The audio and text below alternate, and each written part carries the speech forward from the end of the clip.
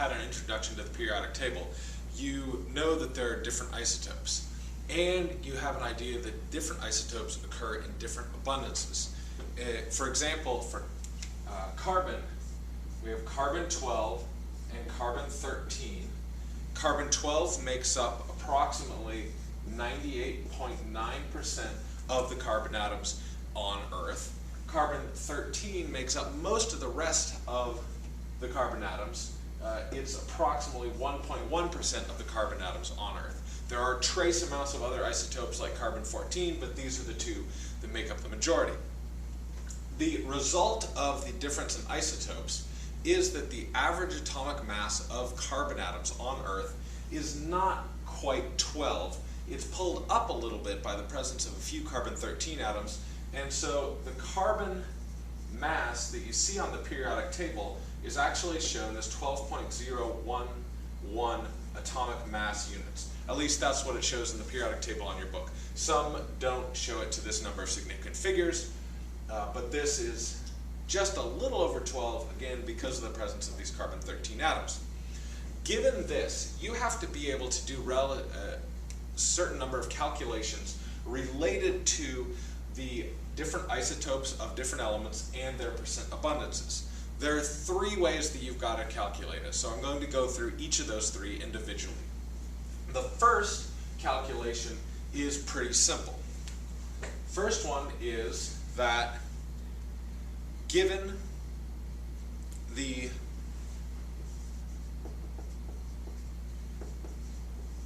atomic mass units for several isotopes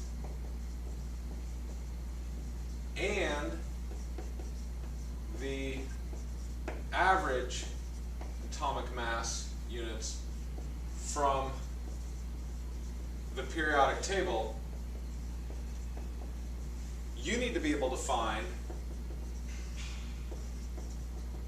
which isotope is most common.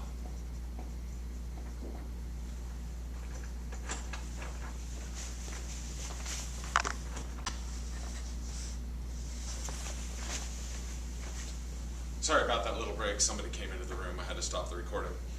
Anyway, if you have the mass of the most common isotopes and the average atomic mass from the periodic table, then you need to be able to tell which isotope is most common. For example, with copper, the atomic mass from the periodic table is 63.546 AMU, and the most common isotopes are copper 63 and copper 65. From this information alone, you need to be able to tell which of these isotopes is most common. It's pretty easy to do.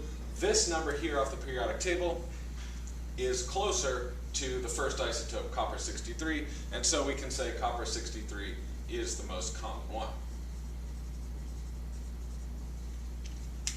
That's the first type of problem you'll have to solve. The second type actually requires a little bit of calculation.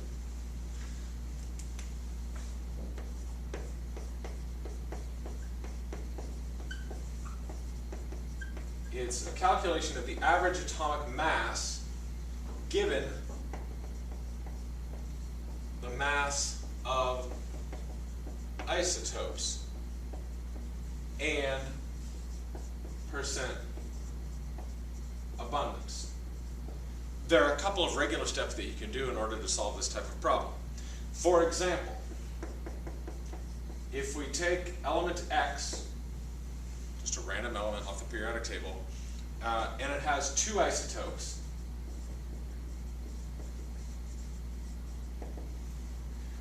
the first isotope is an isotope with an atomic mass unit 10.012 AMU, and this has 19.91% abundance, and the second isotope is X11 with a mass of 11.009 AMU, and 80.09% abundance. There are a few simple steps that you do. The first step is to convert these percentages to a decimal. And so we'll work with x10, x11. For x10, we convert 19.91% to 0.1991. For x11, we convert 80.09% to 0.8009. The second step is to multiply each decimal by the atomic mass given. So we multiply this by 10.012. We multiply x11 by 11.009. We get our answers. In this case, that means that this is 1.993. This is 8.817. You add them together, which in this case will give you 10.810 atomic mass units, and that would be the mass that you would find on the periodic table, which makes sense because there is more of x11. 80% of the atoms are x11, and so the atomic mass unit shown on the periodic table should be closer to the mass of x11 than x10. Those two are not terribly difficult. Occasionally, you may find a more difficult type of problem. And this is the third type of calculation that you might have to do. You need a little bit more room for this one. So, if you are given the average atomic mass from the periodic table and the isotopes, you need to be able to find the percent abundance. Now this requires a little bit of algebra. So I'll give you an example. Again, working with element X. Again, two isotopes. We'll say there's X16 and X19. The atomic mass from the periodic table here is shown as 18.99 AMU. From this information, you have to be able to figure out the percent abundance. In order to do this, you have to think about what percent abundance means. We need to think about what we did for the last problem. If we take the mass of one isotope and we multiply it times the percent abundance of that isotope,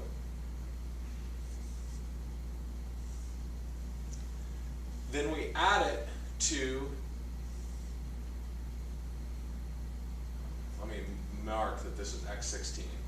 We add it to the mass of the other isotope times the percent abundance of that isotope. This is X19. That has to equal 18.99. This is exactly the calculation we did in our previous problem. It's just that we substituted these variables, P for X16 and P for X19, in instead of the actual percentages of abundance, because these are what we're trying to find. The problem here is that we have one equation and two variables, and so we have to be able to relate PX16 and PX19. Because there are only two isotopes, PX16 plus PX19 has to equal 100%. Or if we're doing this in decimal form, it has to equal 1. That means that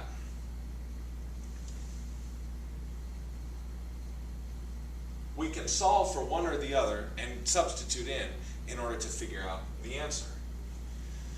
In this case, I'm going to solve for PX19. So we now want to figure out what this value is. PX16 equals 1 minus PX19, or the percentage of isotope 19. And so we just substitute this expression in over here, in order to solve the equation. So instead we end up with 16 times 1 minus the percentage for isotope 19 plus 19 times the percentage for isotope 19. And we know that equals 18.99.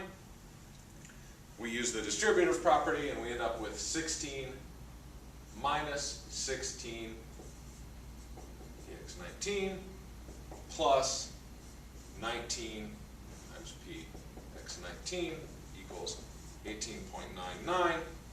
We subtract 16 from both sides and get 2.99 over here. Then we add these together and we get 3 times px19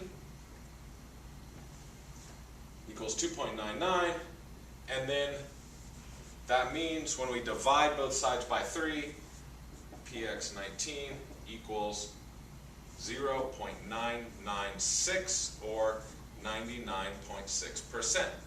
So that means the percent isotope for x19 is 99.6%. Then we have to figure out the percentage of x16. That's fairly simple. Because there are only 2 isotopes, the percentages added together have to equal 100.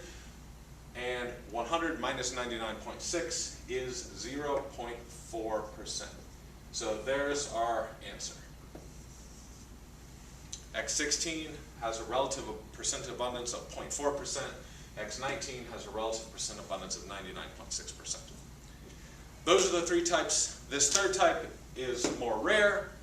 Hopefully that enables you to solve the problems now that you need to in your homework packet. Enjoy.